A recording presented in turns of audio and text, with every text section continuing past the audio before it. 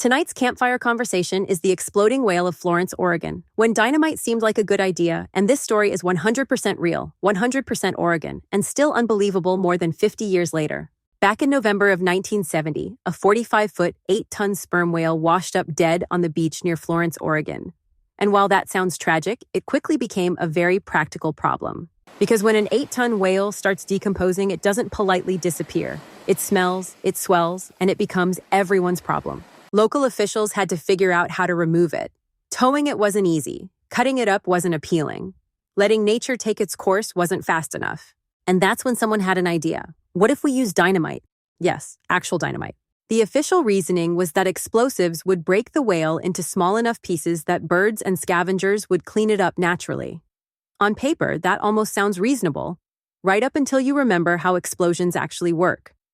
So officials placed 20 cases of dynamite next to the whale, cleared the area, and set it off. What followed was not cleanup. The explosion launched massive chunks of rotting whale hundreds of feet into the air. People who thought they were watching from a safe distance suddenly realized they were very wrong.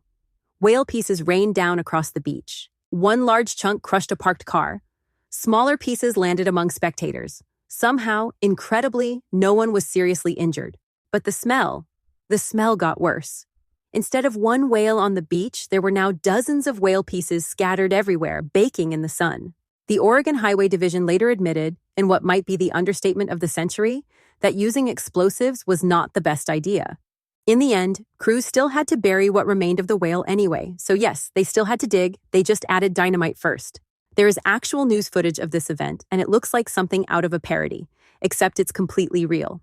And that's why Oregonians never forgot. Florence leaned into the story. There's a plaque, there are souvenirs, and there's even a park named Exploding Whale Memorial Park.